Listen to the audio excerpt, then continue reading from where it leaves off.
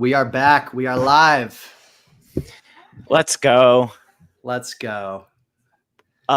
Is this the second day in NBA draft history? I'm not sure if it used to be a multi-day event. We had it last year because it was Bronny Watch in the second round last year. So that was able to carry ESPN's coverage through a day. This year, we'll see how they do. They don't have any compelling stories to carry them through this time. All right, I'm just reposting. Yep, spraying the links. We're on YouTube. We're on X. Nate is in the chat. I like the Adu Thero. Might be a deep cut. You know, our audience is known to be pretty undereducated when it comes to NBA stuff and everything else. It's just the sort of person who gravitates toward our content. Yeah. That's more about them than us. But I just want to say something. I have a lot of respect on some level for Mike Schmitz and Joe Cronin for putting their jobs on the line in this way. Because I think pretty inarguably, you take Hansan Yang, I think is the best I can do, at 16, you're accepting that this is kind of the guy you're going to ride or die with. And there's something beautiful about that. I can respect the conviction. Do I feel great about the buzz that Joe Tsai was going to take him at 19 and the Taiwanese connection and that's why we had to take him at 16? No. That sounds like BS to me, unless we are just so out of touch with actual NBA war room boards, because there isn't anyone in the public sphere who had him in their top 40. And that's what hurts. In a vacuum, look, maybe I'll end up wrong about Cedric Coward. In general, moving down from 11 to 16 and getting an unprotected first, no matter who it is a good move, right? We got a couple seconds. We got Orlando's 28 first. Probably not going to be a great pick, but it's unprotected. And in a draft like this, going from 11 to 16, it's not ridiculous. Max, you're smirking. Tell me what's going on. We're in this together, man. No secrets. I know. I mean, to be honest, I'm just saying and spraying these links everywhere as far as the eye can see. But I do think I saw one board that had Hansan Young Hansen. We got to be careful with that. That's the proper order, is Young Hansen in their top 40. But man, I mean, having had 24 hours to sit with it, or just about, it's up there for one of the most shocking picks in NBA history. Like, I mean, obviously he knew he was going to get picked, and we should have known, like, okay, he flew all the way to draft night 1. That means he knows he's getting drafted, and he's got Rich Paul as his agent and everything like that. So it makes sense to see him there and see him going to Portland. But you're right. They put their jobs on the line with this one, and Schmitz is, like, as respected of a draft analyst as there is out there. He was the wonderkind at ESPN before Portland hired him away, and he's made good. Like, we've liked his draft moves the past few years. We like Klingon. Big fans of Scoot. We'll see how that pans out. Shaden Sharp was an upside swing, but this is the one which is all the marbles. And Joe Cronin has really, put his nuts on the table, so to speak, with this and with the Drew Holiday trade, of saying, like, this team is ready to compete now. And yeah, the question is Mike Schmitz just the best TV guy in draft history, or is he, a great front office draft guru who also can do it on camera? Because I've been replaying a lot of the Mike Schmitz ESPN tape. Starting to second guess? Are you starting to second guess a little bit? He thought a lot of Isaac Okoro. Okay. He had Jimmy Butler, like, locked and loaded as his expectation for Isaac Okoro. It wasn't even like a ceiling. It was like, I think he had Okoro top 4 in that draft. But look, I've had plenty of my own blunders in my boards, but big on Isaac Okoro yourself. Listen, man, I texted you this today. Like, clearly we're doing something right, that it seems like year after year after year, we're thinking like Sam Presti when it comes to the draft. SGA, J-Dub, Cason Wallace, AJ Mitchell, now Sorber. You and I both loved Sorber. Like, that's 5 dudes off the top of my head recently that we vehemently agreed with Presti on. And So obviously I feel like I'm in my bag a little bit and I don't feel great about this. But look, Paolo, Franz missed chunks of games this year. The Magic ended up with a worse record than expected. I think they're set to be really solid for a while, but an unprotected 28 first is great for moving down 5 spots. If we had taken Danny Wolf or Kasparis at 16, I couldn't be mad at our draft team for that. I mean, them taking Hansen 16 makes me think they knew someone else was targeting him in the first round too. That's what I'm saying. The buzz has been it was Joe Tsai, but Joe Tsai at 19 really wanted him.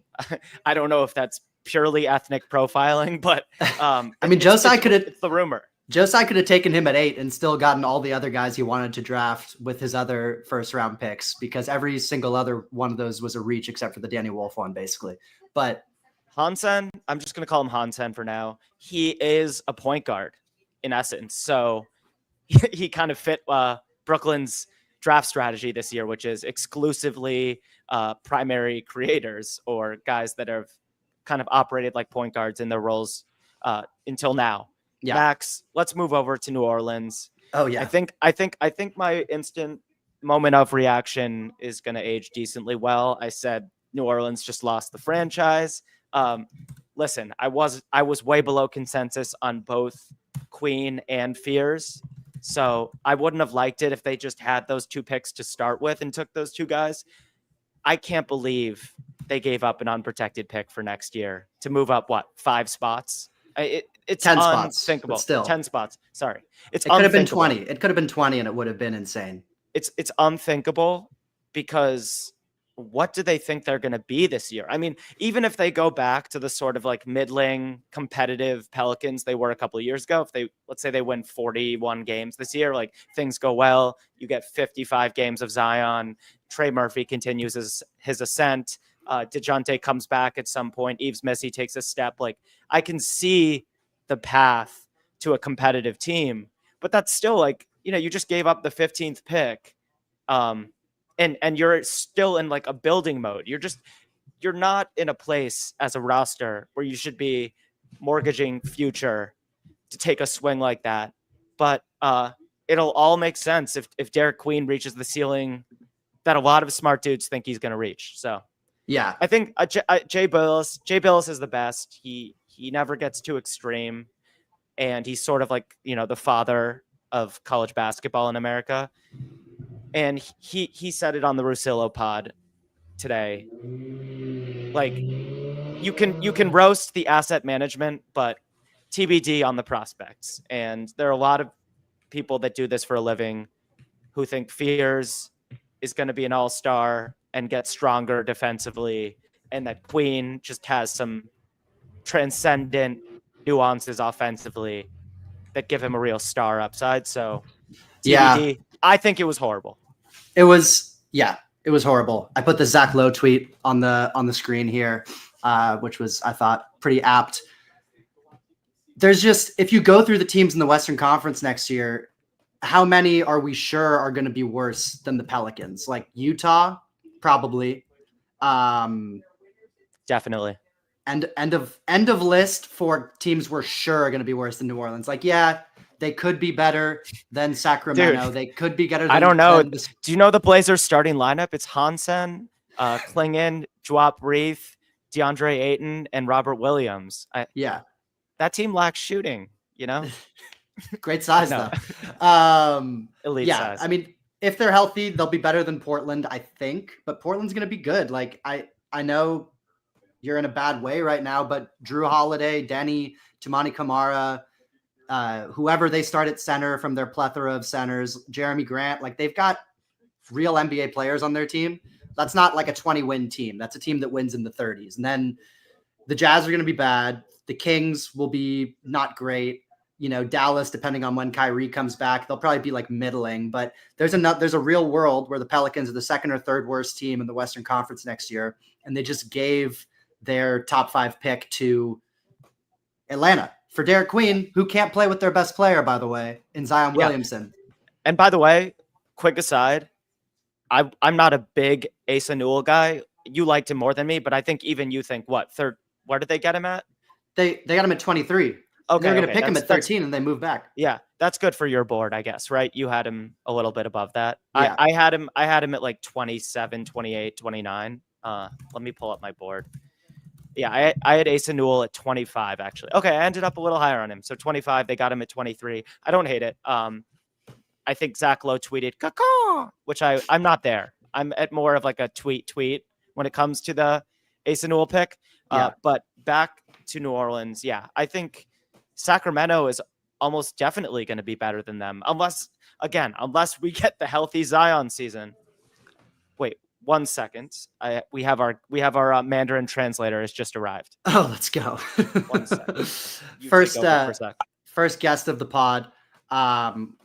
Yes, Drew's friend, who's a Mandarin translator, is going to come and provide some insight. I honestly don't know exactly what the topic's going to be. Drew's the driver on this one, but very excited for our first guest of the night. While I have a second, I'm drinking a Michelob Ultra as sponsored by the NBA, and I wanted to take the chance to complain about how Michelob Ultra ruined the championship celebration in Game 7 for the Oklahoma City Thunder. I can't with the over commercialization. Teams go in, there's the table of Michelobs in the center of the locker room that they all have to have their first drink as a champion be a Michelob Ultra. And then they have their Michelob Ultra branded ski goggles to protect their eyes from the champagne spray. And everything is just overly branded and sponsored. So I had these old Michelobs in my fridge. I need to get rid of them somehow. So I figured I'd bring one on stream. Drew?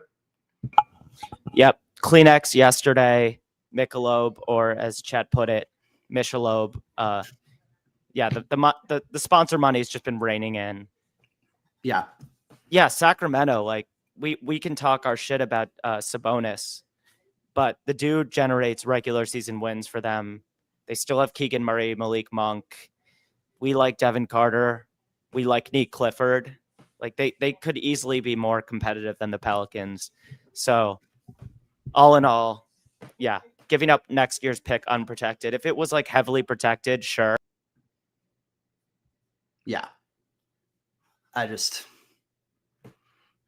Oh, Drew, you got muted again. Technical difficulties. We lost Drew for a second. So, yeah, we're getting him back. He's been having issues with his mic. There he is. He's back. I think it's the heat wave has fucked up the electricity in New York, and I just lost internet for a second. Climate change is coming for us all, man. Yep. Max Klotz, famously an environmental consultant. Let me check. Yeah, I'm back on my mic. Okay. Yeah. So all in all, if it was a heavily protected 2026 pick for New Orleans and they really believed in Queen and just wanted to move up and get their guy, sure, I'd respect it more. But unprotected, it is just insane and reckless, and I'd be super, super sweaty if I were a New Orleans fan. Yeah. Knowing that the ceiling is not that high for next year and the floor is just like all-time heartbreak. Floor is you give AG DeBonsa to the Atlanta Hawks. the floor is legitimately that you give, a draft next year that has 3 like long-time starter locks. I'm never going to say Hall of Fame locks, but Boozer, DeBonsa, and Peterson are all just long-time, like high-level starters. I'm confident saying that. Just watch any of them. Watch the McDonald's All-American game this year. Watch the more competitive AAU stuff. Those dudes are absolute studs, and there's a reason a lot of the loser franchises like mine, like the jersey I'm wearing, are going to try to lose next year. I literally was in the bathroom at work at 7 p.m. just before biking back here to do the stream. And my dad called me while I was on the toilet. And he said, there's no way we're going to tank again this year, right? I said, Dad, I've told you every day, every time you've asked in the past calendar year, I've told you the Blazers are going to tank again next year. It's very obvious. I'm glad we're giving Scoot the keys. It's his time to shine. And The initial reports were that we want to keep Drew Holiday. Now, apparently, Drew Holiday's pissed to be a Portland Trailblazer. So I don't know what to believe. I wish he would embrace it and help our young guys become what they can be. But yeah, a lot of teams are tanking. I think the Blazers are going to be one of them. And there's some really good players to snag at the top of next year's draft. Yeah. Since we're at the top of the second round here, first team is on the clock. Do you want to quickly go through your favorite guys remaining in this draft? Yeah, let's do that. Before it kicks off? Yes. And the pick is in now. For me, real quick, my favorite background you'll see is Adu Thero from Arkansas, just dynamic athlete, wing, defender guy. He was 20 on my board and would be well worth a pick here in the second round. Rasheer Fleming, who I think is about to get picked here. Another athletic wing, defensive playmaker, a little bit of shooting upside, but just like real strong frame. And then beyond that, I think it drops a bit. There's two more guys from Duke, Tyrese Proctor and Sion James, who are both, I think, possible rotation players in the NBA. And then Kobe Brea from Kentucky is my other favorite one. All right. The 31st pick in the draft is Rasheer Fleming of St. Joseph's. Rasheer was the fourth best remaining player on my board. I had him at 29. You were a little higher on him, right? Yeah, barely. I had him at 22. Yeah. So Rasheer, 6'9" and a half, 7'5" wingspan, just prototypical frame, and shot really well his sophomore year or junior. He's a young junior. That's what he is. Yeah, young junior at St. Joe's. I think he's still 20. Shot a really high percentage from three, but it's kind of a line drive shot that is a little bit hard to buy. I could see you talking yourself out of him as a shooter, but this is just kind of a prototypical 3-and-D frame. You hope the shooting translates, and I think he's sort of like an undersized big who can maybe in time guard like smaller dudes on the wing, but I think it's really good value at 31. Yeah, when I was watching him, he gave me just sort of like maybe DeAndre Hunter type of vibes. Like he can, if the shot comes along, he can be like a rotation level wing. I don't think the handle is necessarily there to be like a real high level impact player on the wing, but very active, racks up steals and blocks, really, really good rebounder for a wing. Like one of the more skilled wing rebounders you're going to see. The jumper looks weird. It went in a pretty decent amount of the time. So like the numbers back it up, but when you watch it, I don't necessarily buy that he's going to be like a great shooter. You know, we're in the second round, so the comps are going to get a little bit squirrely. Some of these guys we maybe haven't dove deep on as much as like the first round guys, not to undermine our credibility. But I think Al-Farouq Aminu might be my favorite comp for Rasheer Fleming, Blazers legend. And yeah, a good pickup for Phoenix. You know, can they play him with Kaman Maluach and Mark Williams and just have like a no shooting all size front court? Sure. But you know, mid-major guy, St. Joe's, young, kind of like late bloomer sort, and worth a swing. I think very well worth a swing. I had him ahead of some guys who were picked at the end of the first round. Like I had him slightly ahead of Jace Richardson. I had him ahead of Will Riley, Noah Senge, and some other guys who were up there at the end of the first round. So good pickup for Phoenix. I haven't loved all they've done over the last 2 days, but this one, I think, worth it. I think it was a poorly kept secret, too. I saw a lot of people, and it might just be that Rasheer Fleming has a lot of fans due to his physical gifts and the shooting numbers, but I saw a lot of people like penciling him in as a Phoenix Sun coming into round 2. So there you go. He was the fourth best guy left on my board, as I said. Guys I'm really high on at this point who haven't been picked. 18, Ryan Kalkbrenner. 19, Noah Penda. 24, Adu Thero. And then 30, Maxime Reynaud of Stanford University. Stanford. Boston's pick is in. Would not be surprised to see them take Kalkbrenner here. He's very Luke Cornett-esque. So I would not be surprised if that's the one. That's the way they go there. Let's see here. We got Tatum coming out. Mark, not Jason. Is anyone there? What is this event? I don't understand. I don't know why they split this thing into 2 days. Like, there's not enough casual interest in the NBA second round for it to be its own event. Yeah, I'm with you. 32 is Boston. In the first round, they got Hugo Gonzalez. This pick's going to Orlando, by the way, but keep going. Oh, interesting. Okay. Orlando, they probably just want to stack shooting at this point. So with that in mind, I'm trying to think. Definitely not. Noah Penda's a decent shooter. Does Orlando want another big? Probably not.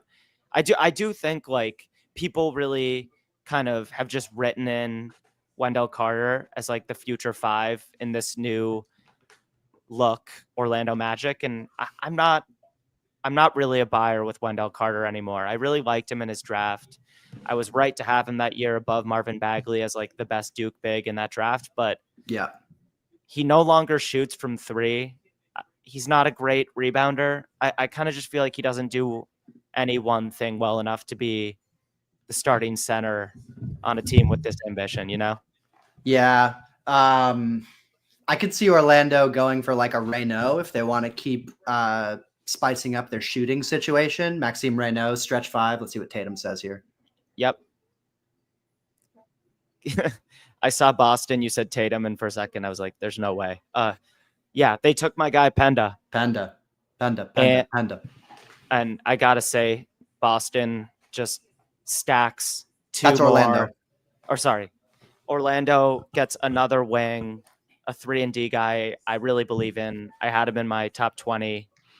His shot is the swing skill, like it is with so many players entering the league, but he's really strong. He's like a 6'7" guy, maybe 6'8", with a 7-foot wingspan. So he has awesome length. He has this kind of set shot. He launches it with his feet on the ground, but he shot 34% from 3 this year. So the progress is being made, but really the sell on him is the defense. He's pretty switchable, not that athletic in like a straight line. He doesn't have a great vert. He's not fast as like a runner, rim to rim, but laterally, a little bit like Colin Murray Boyles. He just moves really well laterally for a guy that thick. And for that reason, I just think you bet on him, bet on the shot translating. Like so many of these French wings, like Rizachet last year, he's not an awesome passer, but just knows how to make the right play, knows how to make the extra pass. I watched him accrue a lot of like hockey assists this year in the French league. So Max, I know you didn't really get to Penda, but I just have a feeling you would have really liked him. Yeah. There's no star ceiling. He can't really finish at the rim that well. He's pretty ground bound. Sometimes he looks a little too George Niang-y for me. Okay. But he's just more solid than that defensively. So I like it for Orlando. I mean, what I'm taking away from this, and they're showing the French draft picks on the telecast, I'm becoming more and more convinced that France is winning the gold medal in 2028 at the LA Olympics. They just have so many guys on their roster, and then putting it around Wemby and whoever else, whatever holdovers they have between Gobert, Fournier is still around. Like, I just think they're going to be really dangerous come 2028. But yeah, France keeps it rolling. I didn't study Penda, so I don't have too much to say about him. But whenever I hear French, a little chunky, good feel for the game, ground bound, I think Boris Diaw, but it sounds like the passing isn't quite there for that comp. No, he's more of just like a smart, selfless passer. He sees the floor well. He's not going to do anything magical as a creator, but he is just going to like hit a dude in the chest at the right time. He plays with balance. Because he doesn't really have a vertical and he's not like launching at the rim, I feel like he's always got his feet underneath him and has like the foundation to make the right play, whether it's a pull up or a kick out. So yeah, I'm a fan of his game. I think he's going to translate as just a valuable depth wing. Nice. And I really like Orlando after deviating a little bit from like the Orlando length and athleticism DNA. They take Jace Richardson in the first round, and it kind of feels like he's going to be the guy they want to fill the Cole Anthony void with, to have like their microwave scorer potentially off the bench, a backup point guard. And that makes sense to me, even though I wasn't a Jays guy. But I like them now in the second round, going back to what's made them great, which is positional size, length, and intensity. Because that at the end of the day, it was Penda's competitiveness and the dog in him that won me over and why I had him at 19. You go for a sec. I'm going to turn down my AC. Sounds good. So Charlotte coming up here. I think this is one of the spots where in the first round, it was heavily rumored that they were looking at VJ Edgecombe as like a defensive minded sort of off guard, just dog mentality kind of guy to throw in with their mix of intriguing young guys, young offensive guys between LaMelo, Brandon Miller, now Con Knipple as well. So here, I think is the first spot that the guy in the background, Adu Thero, would be a really good fit as someone to bring just competitiveness, defensive mentality. He's not like offensively, he can attack the basket off the catch, and he's a really good athlete, but he's not much of a shooter at the moment. If he becomes a shooter, there's legit like impact wing level upside with him. And yeah, there's going to be a lot of guys who are like a shot away. He's one of them. He's a little bit older, but the athleticism, the vertical pop is really one of the best in this draft class. So if Charlotte wants to bring in a guy to be kind of defensively tenacious and just add a little bit of nasty into their team, I think this is one of the first picks where Thero seems like the obvious one.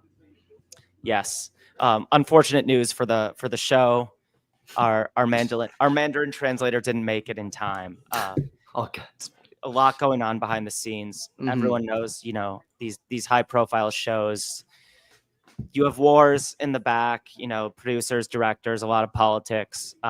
We just want to assure you it's not going to compromise the quality of our content. So pick 33, the Charlotte Hornets are on the clock. This team never does what I want them to do. And then this year they took Con Knipple fourth. And I'm so sad they finally did what I would have done because I love Con Knipple. And I feel like he just entered a vortex. He just entered the prospect vortex. But hey, Brandon Miller has thrived when he's been healthy. So yeah, who knows? Maybe Charles Lee, maybe Charlotte culture is changing. Yeah, I'm a little worried that like two of my favorite guys ended up in Charlotte and Sacramento. But wow, it's a Duke backcourt for Charlotte. They took Sion James. Okay, so that also fits the defensive-minded guard mentality. He's sort of a poor man's Edgecombe. You know what, dude? I'm going to be open-minded. Charlotte might be figuring some things out here. Yeah, well, those guys don't have to go very far from Duke. Just go right up the street. That too. Yeah, and Sion started at Tulane. I think played 4 years at Tulane and got better every single year. Yeah. Defensive dog. And then goes to Duke his 5th year. And Caleb Foster is slotted in as the point guard for Duke coming into this huge season where they get Cooper Flagg, Con Knipple, Common Maluach. And out of nowhere, Sion James becomes their full-time point guard. Not always, handling primary ball handler duties because a lot of that was going to Flagg and Knipple, but kind of playing really, really efficient and valuable 3-and-D, almost like point guard Lou Dort vibes in college. I don't think he's as strong or as athletic as Lou Dort, but he is an awesome defender and really navigates screens well for a dude that jacked. So yeah, I like it. I'd be really happy right now with those two guys as a Charlotte fan. Yeah. And it's funny because on tape, I feel like he looks shorter and maybe it's because he's so muscular, but he is 6'5" with a 6'6" wingspan. He's got legit 2-guard size. He can elevate pretty well off of 2 feet when he gets kind of a platform, and low volume of threes, but he hit a decent percentage this year. And yeah, he just kind of profiles as a 3-and-D guard, especially if the shot becomes really scalable. And he's a good connective playmaker too. He can make some nice reads. He's comfortable passing with either hand. Obviously, the 5th option on Duke is going to look really good because you're playing off of Cooper Flagg, who gets a ton of attention, Knipple, who gets whatever attention is remaining, and then Proctor, Maluach, and Sion were just, picking up the scrap or picking at the little remnants of whatever defense was left. But he was really good at capitalizing on that. He was guarding the best player on the other team. And, we saw in the finals this year between Aaron Nesmith, Nemhard, Lou Dort, Cason Wallace, like bucket hats back. Let's go. The guys who are strong, smart, athletic, and just like dogs are huge assets in the NBA right now. And he fits all of those to a T. So I like it. I think him and Khan are going to go a long ways towards making the culture in Charlotte more serious. Charles Lee started doing that last year, but I really like Charlotte's draft haul, getting him in the second round and then Khan in the first round. Plus, those guys have familiarity with each other. That'll be a good little dynamic to throw into the locker room. And yeah, all of a sudden, I'm feeling a little better about Charlotte's future. Yep. Brandon Miller hopefully comes back 100%. He looked awesome this year before he got hurt. His offensive ceiling is stupidly high because he's a really dynamic shooter at like 6'9". I don't think he's ever going to be a great defender. He has a long way to go on that end, but he has the size and the athleticism to never be a huge liability. And then offensively, besides the dynamic jumper, like he has a tenacity as a rim attacker. The rim pressure was better in college than it's been so far in the NBA, but you got to feel really good about the Brandon Miller experience so far in Charlotte. And the LaMelo questions aren't going anywhere. At the end of the day, like they're paying him so much money.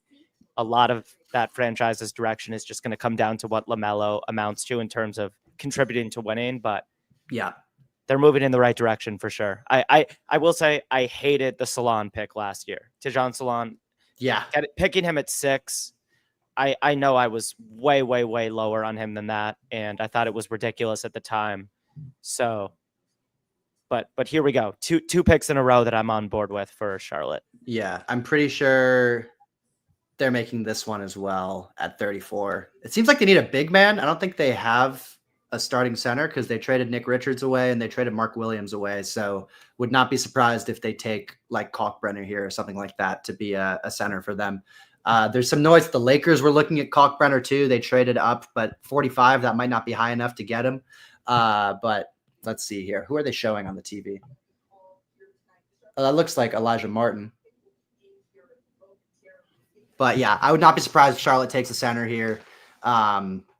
By the way, if anyone watching has any second round darlings or sleepers that they really love and want to see picked soon, comment those and we'll be happy to talk about them. But yeah, if there's any second round sleepers out there that you think people need to know about, feel free to comment. Let's see. Let's get this Charlotte pick in. Do you have any? What would you do here? I would definitely be taking Kalkbrenner, right? Who are their bigs now that they actually parted ways with Mark Williams? That's what I'm trying to think. Like Kalkbrenner, Nurkic? I had Kalkbrenner at 18, so like I almost don't even care who you have at this point. I just think the value is too great. They have Nurkic, Grant Williams, Moussa Diabate. Okay, Taj Gibson. I would take Kalkbrenner and I would sprint to the podium. Yeah, had him at 18. I understand people who are lower on Kalkbrenner just because he's almost 24 and probably isn't going to be a lot better than he is right now. But I think right now he's a really awesome third big in the NBA and has a chance to reach starter caliber. Yeah, 100%. They did it. I mean, okay. I guess I can't believe I'm saying this. Like the Hornets are a huge winner in my 2025 draft perspective. That's awesome for them. Yeah. And he also has like some sneaky shooting potential. I know we say that about so many centers and it so rarely pans out, but he shows legitimate touch. I mean, his touch on hook shots and kind of over the shoulder with 2, he can fade a little bit, turnaround faders in the mid range on smaller guys when he gets a mismatch, but awesome screener, good rebounder. Would like him to be a little bit better as a rebounder, but the cell is just really, really fundamentally sound and hard playing drop big who has been one of the best rim protectors in college basketball for almost half a decade now. He just and really moves well for a 7'1", 7'2" guy. I think he was like 7 foot and half an inch barefoot So this Yeah. guy's absolutely massive, listed at 270. He's kind of got a Brook Lopez build, and He moves like Brook too. Like he he moves has like that. Brook. He has a massive torso, but shot like 34% from three on low volume. Mhm. The touch is interesting enough that I talked myself into the idea that like maybe he starts as a skilled drop big like Brook Lopez, kind of stereotypical center, and over time can maybe step out and make a couple pick and pop threes. And if he can do that, I think that's like the starter upside. But great value at 34. Yeah, I don't mean this as an insult, but he's a very like simple player. He does the simple stuff very well. Like he rebounds, he protects the rim, he finishes around the basket, and he uses his size really well. And like it's a bit of a cop out. I comped him to both Brook and Robin Lopez because it's kind of like Brook if the shooting and touch signs really develop. And then Robin, if it's more just like, okay, he's like our drop coverage, rim protecting big who sets really good screens and has a little bit of a hook shot inside. And then Luke Cornett's the other guy who he's pretty similar to, who had a breakout year as a bench guy for the Celtics this year. Yeah, Kalkbrenner is one of those guys where like you watch a half of him and you're like, okay, I get it. I see the appeal. Like there's the Brook Lopez upside. If guys are going to the basket and he's sort of on balance and in the way, it is really difficult to finish around him. Kind of similar to like Zach Edey in that way, except he's like not as big and a little bit more mobile. But yeah, the size is pretty overwhelming. The screening, the shot blocking, and yeah, he can kind of be like I don't know, like modern Roy Hibbert. Like what would Roy Hibbert look like in the modern game? It might look a lot like him. But he moves way better than Roy Hibbert. Again, like he's not a graceful mover. He's not, he doesn't look like DeAndre Ayton in the open floor rim running, but he runs as hard as he can more often than DeAndre Ayton. Yeah. And has some really agile highlights. You'll notice where like he's catching a lob, like running really fast, and he's just able to like set his feet, rise up. He barely needs to jump to dunk. I mean, he has some dunks this year where his toes are almost on the ground because he's one of those absurdly large, even by NBA center standard guys. But plays super hard, knows his game. Like you said, it's simple. He's very self-aware as a player. A lot of his like post scoring, he has a really nice post bag, like I said, a back to the basket game where he can kind of turn over either shoulder and, has like a really good, like, bag of fakes to throw at you. Like that stuff might not be that relevant in the NBA because, there just aren't many post up opportunities. Like Jokic posted up, I think, single digit times per game per 100 possessions in the regular season this year. So that's just not the modern league. But everything else I think is going to translate. And he's a really good lob finisher, in part because he doesn't need to jump to dunk, and also because I'm telling you, he's underratedly coordinated. It just looks a little awkward because he has that Brook Lopez like clunky movement pattern. Yeah, for sure. All right, Philly coming up here. Could see them. I'm just gonna say Adutero for every single pick now. He's a little bit overlapping with VJ Edgecombe as like a hyper athletic wing who needs a consistent jump shot. But if they want to double down on that sort of defense first dog mentality on the perimeter, they could go with him there. But they've also needed a backup center for a really long time. They haven't been able to find one who's like a consistent option, and consistently when Joel Embiid is hurt, their team just falls apart on the court, and increasingly that is all the time. So Maxime Reynaud, I would not be surprised to see him go there as like a backup big type of prospect who can really help them going forward. But yeah, I could see them doing that or going with like a little bit more of a shooting type of element. Yeah, to your point, he fits in. I think Reynaud could do. It's like when you have Robert Griffin Jr. as your quarterback, and then you want like a backup quarterback who can kind of simulate what he does. A guy with legs who can run the same playbook. I think Reynaud, because of his skill level with the ball in his hands, can do a pretty good, like backup Joel Embiid, light impression. Yeah. So it would make sense to me. And he's another center, I think, who has starting upside if he is a really consistent 3-point shooter and he's can got hold his splashy shot. Yeah. he's got a splashy shot and he's got sneaky vertical pop as a finisher. And he wants to dunk. You know, he's one of those guys, like he leverages every ounce of his athleticism as a finisher with his aggression, but the defense is the question for right now. Yeah, 100%. All right, let's see who it is. You'll get it before me, so you can just say it when it happens. John I. Broome. Okay. Well, they went with the backup center approach. Yeah. I don't know how I feel about that one. That's a pick that makes me think Philly wants to be good again really quickly. You know, anyone who is thinking Philly might be in getting close to blowing it up mode, that's not a pick a soon to blow up team makes. Yeah, I think I was a little higher on Broome than you were, but you can keep going. Yeah, no, I just think he's a low ceiling, maybe offensive big off the bench if things go well. Mm-hmm. Good rebounder, really good rebounder. Maybe the best rebounder who I scouted in this class. Like he was going up against some other very good rebounders, and they just like couldn't even get a hand on the ball.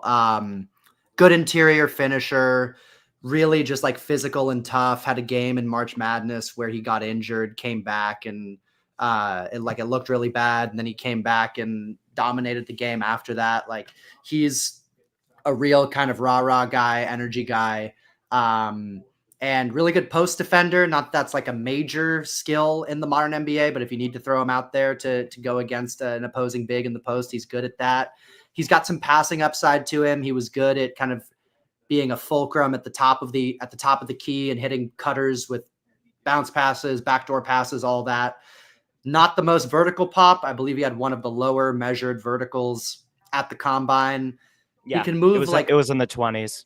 Yeah, he's one of these, as Stephen A would say, can't jump onto a curb type of guys. But he's undersized for a big, 6'9", 7-foot wingspan. Like no doubt about it, that's undersized for a center. But super productive in college. Like Daryl Morey is one of these guys who really relies on analytical models, and you plug Johni Broome into an analytical model with the amount of stats and numbers that he compiled in college, it's going to spit out a pretty good result. So I could see that being a reason why they went with him. And yeah, I think he's probably not agile enough, but maybe if the agility is better than I expect, there's like an Isaiah Stewart type of player in there. I think there's maybe a Kevon Looney type of player in there as like just a smart off the bench rebounding, playmaking big. Looney's an interesting one. Isaiah Stewart became so valuable defensively for Detroit this year that it's hard for me to see that. I just, Broome, it's not that he's a terrible mover, but he's at a size disadvantage against most NBA fives and has that low level athleticism that just work. Like in terms of ceiling, I think the ceiling is super low, but maybe he's just like a winning, productive, high energy big who can guard just well enough. But yeah, there were definitely some moments at Auburn where I saw him sliding his feet. My hot take is that he's the second best Auburn big in this draft. Dylan Cardwell, just an absolute tank who has more of the sort of size you look for in a big with his strength and 6'11" frame. Cardwell averaged like 5 points a game this year. So it's the opposite in terms of like, you know, box score stats, general production. Johni Broome's just been filling the stat sheet. But what I'll say in closing about Johni Broome is his hairline has receded a ton, even since the college basketball season ended. And as a guy who's battled those demons, like just give it up. Give it up. Stop doing styles. Maybe just still got the braids. Yep, he's got the braids, but the braids are migrating. The Lakers are trading up to this pick. And it's going to be right now. Oh, it's going to be Thiero. It's going to be They got Thiero. It's Thiero? It's your lucky day. It's your lucky day because LeBron James is throwing lobs to Adu Thiero. Let's go. Yep. Look at Max, dude. Look at Techie Max. Wow. Yeah, I'm getting so good at this StreamYard thing. We don't even have the StreamYard Chiron anymore. We managed to get rid of that after day one. We're also sponsored unofficially by Ito N. Do you like tea? We bring you the best tea in the NBA, as the kids say. Yes. Ito N. Sip it. We are anti. Ito N. Shut up and sip it. We are anti-sponsored by Michelob Ultra because I'm still upset that the branding ruined the championship celebration for the Oklahoma City Thunder. I'm going to cook on Adu Thero for a second here. I mean, I've been talking about him for a little while here as a guy that I thought should have gone off the board. Arkansas, playing for Coach Cal. He was a guy who I believe was a Kentucky guy and then came with Coach Cal to Arkansas. 21 years old, 6'6" with a 7-foot wingspan. That's 6'6" barefoot. So like in practice, 6'7", 6'8" in an actual game. One of the more athletic guys in the draft, like Derek Jones Jr., Peyton Watson come to mind as comps. Tenacious defender, on the ball, just like gets in you, deflections, blocks. He's absolutely relentless, and I would even say reckless when attacking the basketball, attacking rebounds, jumping in transition. Like, this guy's got a jetpack on his back when he goes up to like try to elevate for chase down blocks or going up at the basket. Lakers are going to fall in love with this guy, or Laker fans are going to fall in love with this guy. The only problem is the shot, which is a weakness at this point. He was in the 20s, I believe, in his three-point shot. It doesn't look terrible. It definitely doesn't. Like, there are guys in this class who shot higher percentages that look worse. That look not less broken. projectable. So you can kind of hope. It's not ridiculous to hope. This isn't like a Thompson Brothers shot, for instance, where if it happens, it looks like it's going to take many years to come together. Like, Ryan Dunn showed a lot of growth in his first year as a 3-and-D catch and shoot guy in Phoenix. And he's such a good defender that he doesn't need to shoot very well to find minutes, even on a good team. And I think Thero has a lot of Ryan Dunn in him. Like, we don't need much to translate offensively for him to be an asset. Yeah. And Ryan Dunn did not have the violent rim attacks that you get from Adu Thero. Adu Thero, if he sticks in the league, and maybe even if he's like a fringe guy, because, you know, Mac McClung runs the dunk contest now, like, Adu Thero could have an amazing dunk contest moment because he's one of those rare guys who combines the raw vertical, like he gets enough air, and he has like the football build, like his shoulders are massive, and and he has just that amazing, beautiful, like lefty cock back with two hands.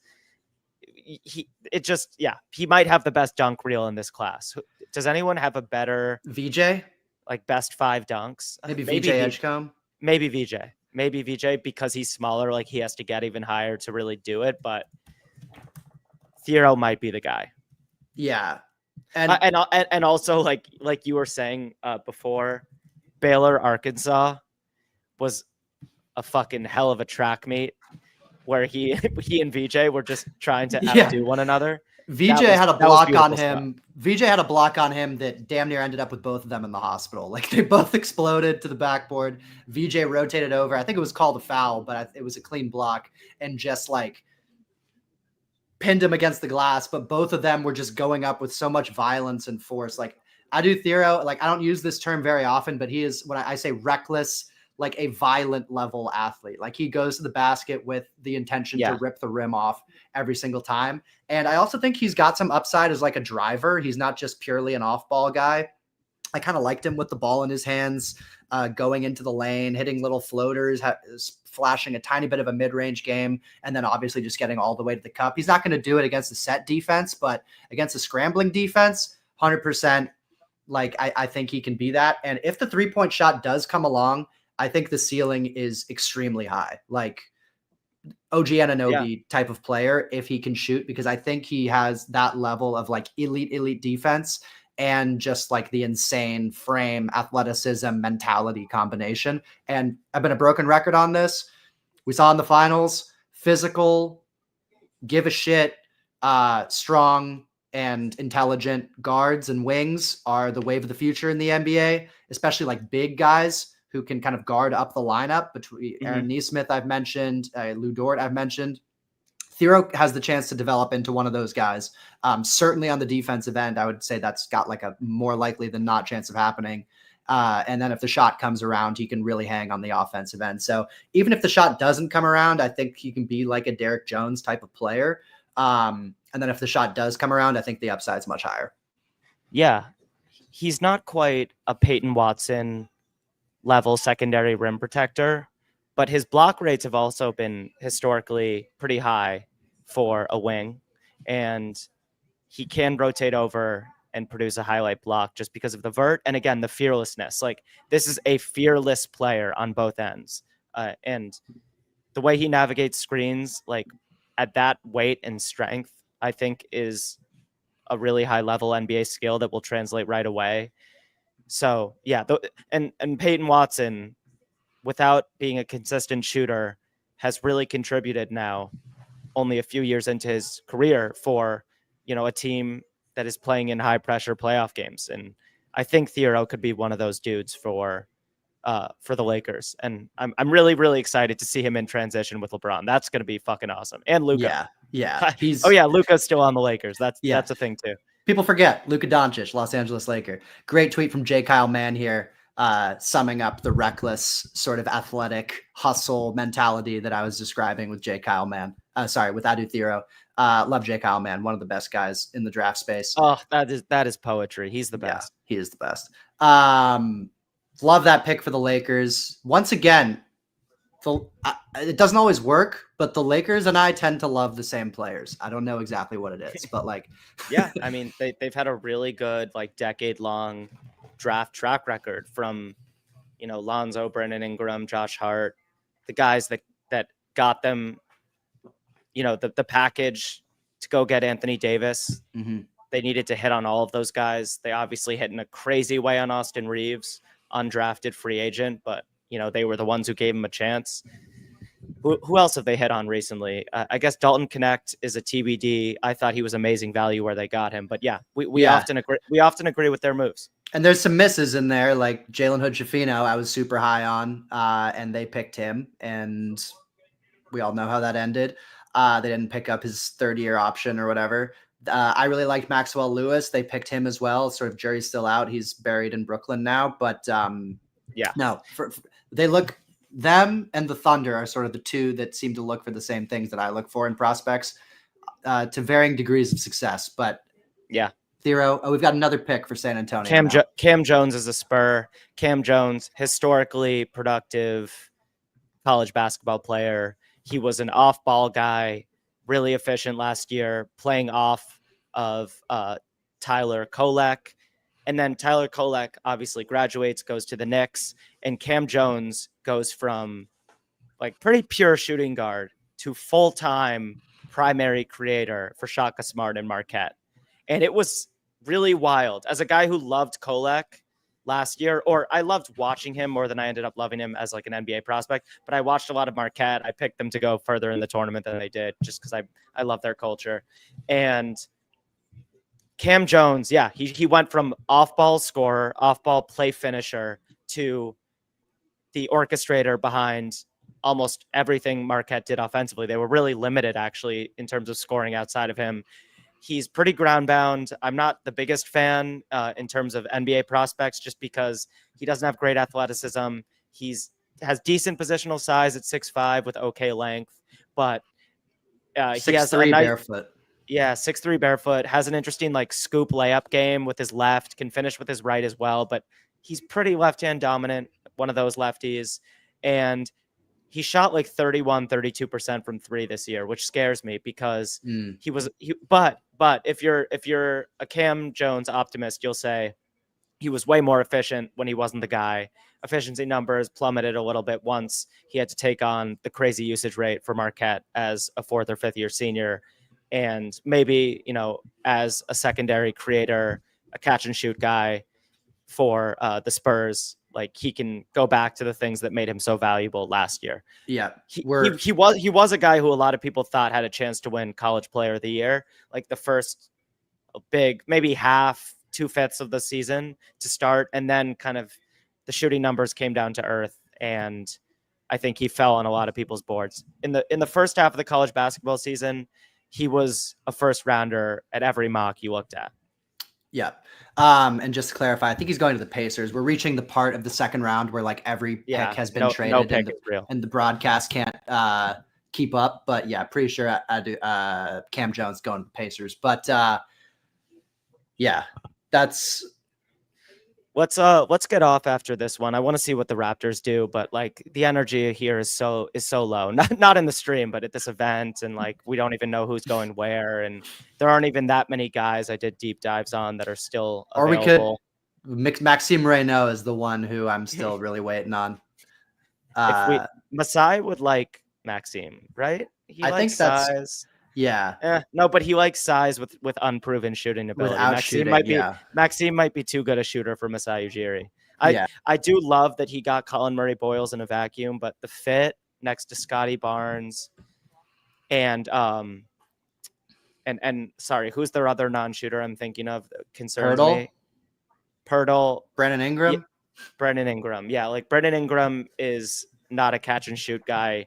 He dribbles into his efficient jumpers. That's just the type of player he is. It's one of the reasons I'm a little bit lower on him. Yeah. Sort of like Paolo. He just has that disease of like catch and survey and needs to scan the floor before getting into whatever he's going to get into. So the Murray Boyles fit in Toronto, now that we're entering the Brandon Ingram era, and Scotty Barnes is just a proven non-shooter at this point. I give up hoping he's going to figure that out. It's clunky, but God, they have length everywhere. They have a lot of upside, and I'm interested to see who they take here. Jay Billis agrees with us that Reynaud is the best remaining. Yeah, they need shooting. Like I don't understand the philosophy to just take a bunch of guys who can't shoot. Like we've seen it. You need more shooting. So if they don't go Reynaud, I'd like to see them go Kobe Barea here. One of the best shooters on the board is Wisconsin Badger John Tonje, who reminds me a little bit of Denzel Valentine. I'm not sure he's an NBA player, but he's an awesome shooter with a lot of clutch genes, I would say. I watched him hit a lot of big shots in big moments in the Big Ten this year. Yeah. But I don't think they're going to take Tonje. He doesn't seem like a Raptor. But to your point, I mean, Grady Dick and Quickly, that's not enough shooting in your closing five. You need more than two shooters today. Yeah. All right. Elijah Martin. Oh, the Florida guy? Yep. He was my favorite second round dude coming into the draft. Heart of gold, heart of a lion. Just an absolute winner. Dog. He's from Mississippi, I'm pretty sure. So it breaks my heart that he didn't end up a Rebel. But FAU legend, was a part of those really special Florida Atlantic teams. Go Owls. Dusty May now coaching at Michigan. Elijah Martin goes to Florida for his last year of college and only improves as a defender, as a play finisher. He had that absolutely disgusting, memorable poster dunk against Houston in the Final Four in that crazy comeback Florida had, the team of destiny led by him and Walter Clayton. So I think this is awesome. I think that's a really, really good second round bet that Toronto Raptors are making. Yeah, I agree. I didn't like deep dive on him, but when I was watching Clayton, it was hard not to see Martin just like leaping off the screen, and just another one of these like tenacious defensive guards. Like it really is. It feels like the wave of the future where you need these big bodied guards to be able to move their feet against the fast guys in the league, but still be able to have the size and strength to go against like wings and things like that. So, yep. He plays bigger than he is, and he has long arms for his height, but he just has that Bruce Brown gene. Like I don't care what his measurables say. The dude plays bigger than those numbers, and I think is going to be able to guard up.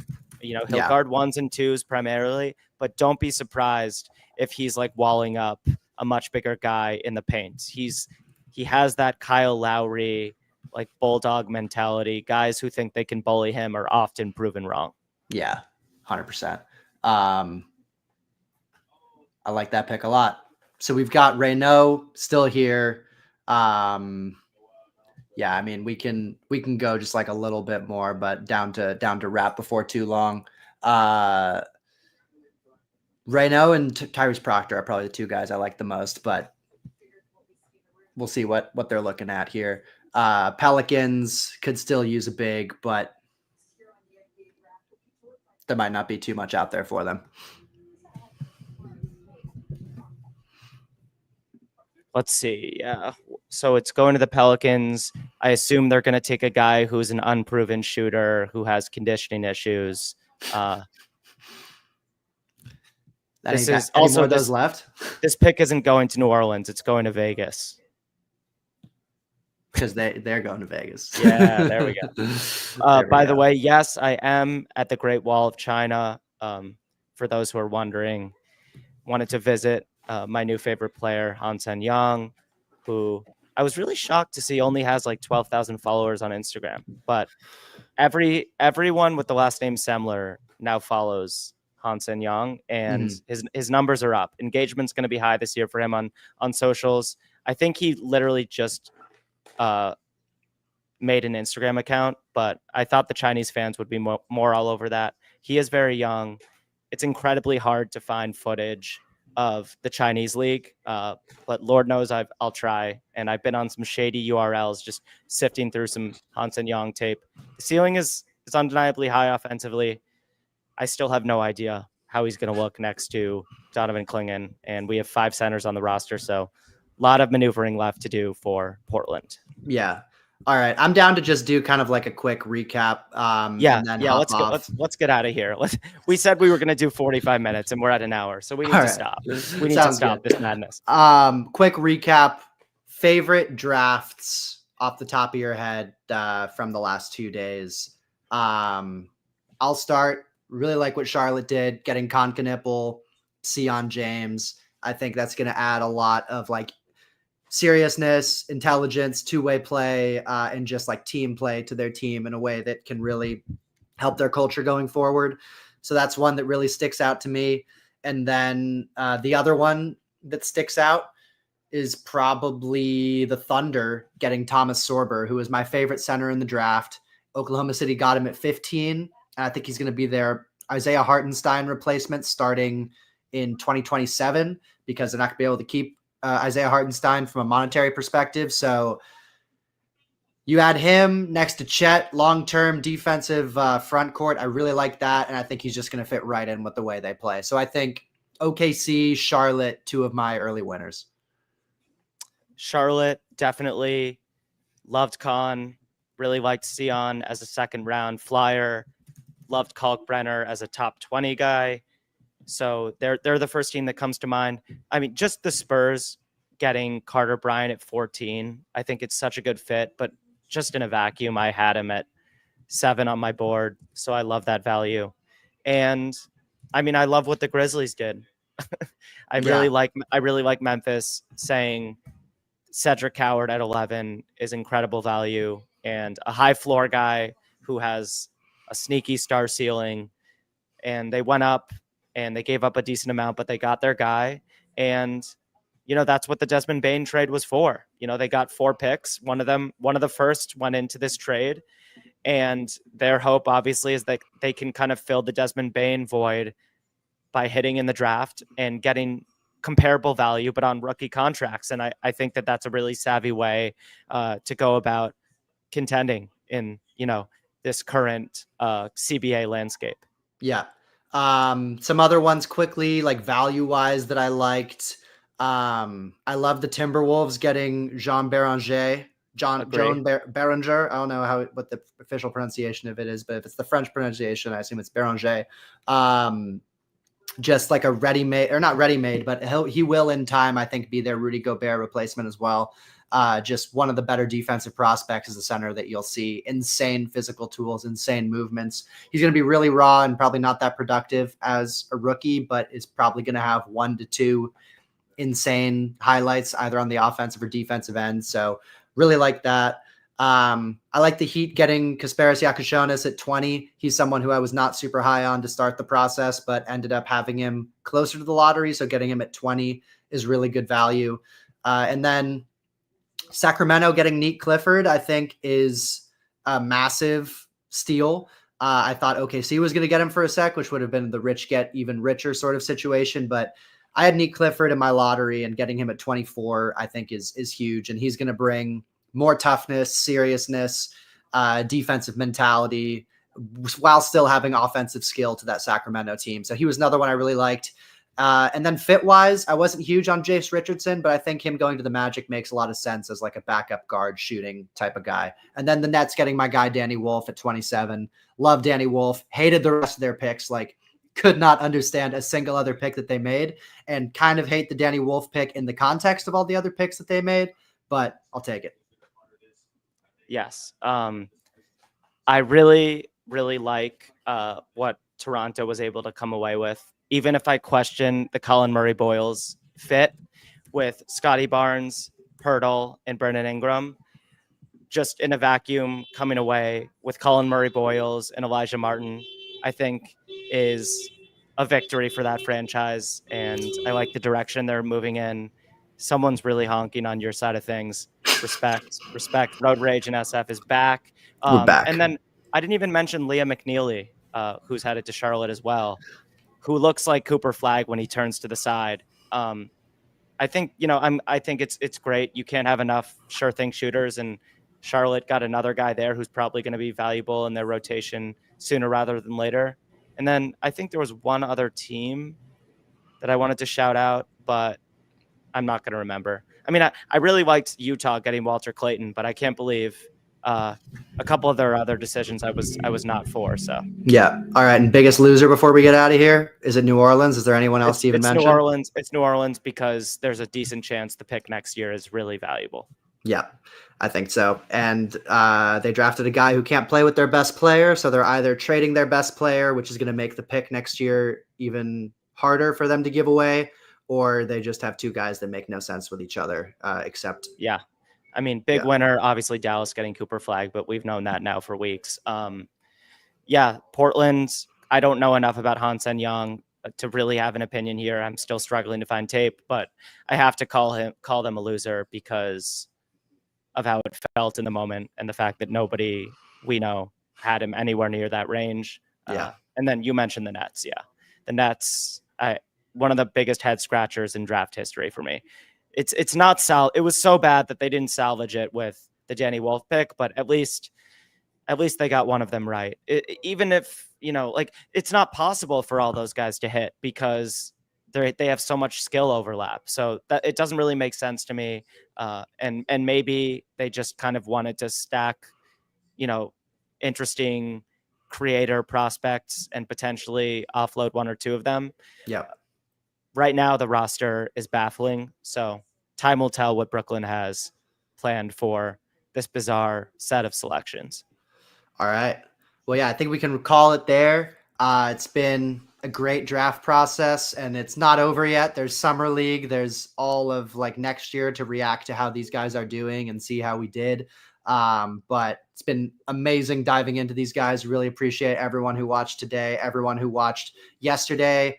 It's been a big day. We had a little bit of a viral clip moment where Drew's reaction to the Cedric Coward trade yesterday went viral on Memphis local sports radio, the Chris Vernon show. If anyone knows it, they didn't tag us in it, which kind of sucks. But aside from that, it was great to see it featured on there. So yeah, pretty surreal to see that happen. Drew, yes, sir. Any closing words?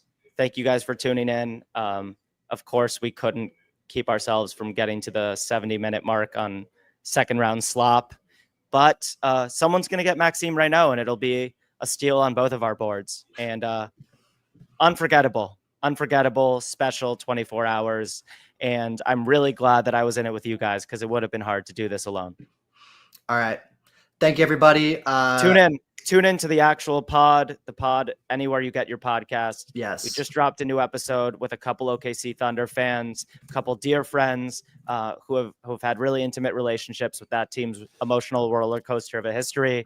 And I was at Game 7. I flew to Oklahoma. So, just tap in, listen to our long form stuff. We love you, and we'll be back soon. Yeah. Peace. Thanks, everybody. Follow the Boris Dirk. Follow both of us, and we'll be back soon. Thank you.